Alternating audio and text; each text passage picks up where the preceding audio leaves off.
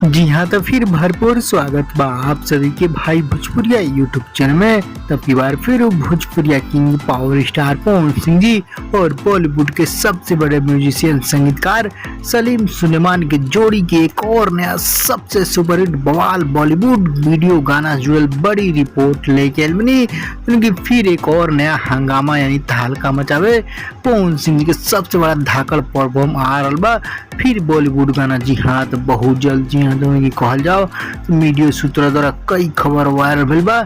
पिछला दिनों बबुनी तेरे रंग में जौन गीत संगीत आइल ओकरा फिर म्यूजिक के तैयारी करते रहे सलीम सुलेमान जी, जिसमें सिंगर से और सिर्फ अकेला पावर स्टार पवन सिंह जी के जोरदार धमाका सुनने को मिली आप लोग भी। जी हाँ, फिर पवन सिंह जी कमर कस बने आप लोला फिर बड़ा प्रोजेक्ट लाई है बहुत जल्द। सारा कुछ जाने डिटेल साथ पूरा वीडियो अंत तक देखें।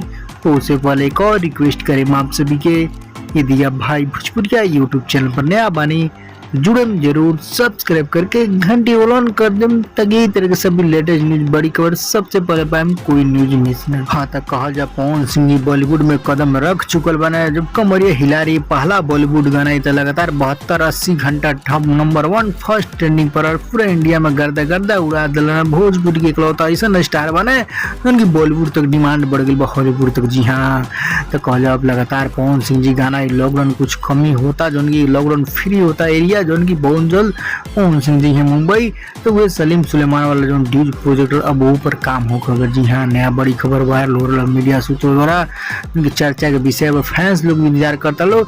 अब लॉकडाउन फ्री होता पूरा लॉकडाउन खत्म हो गई पवन सिंह कब है मुंबई। जी हाँ, तो बहुत जल्द पवन सिंह मुंबई रवाना हुई है।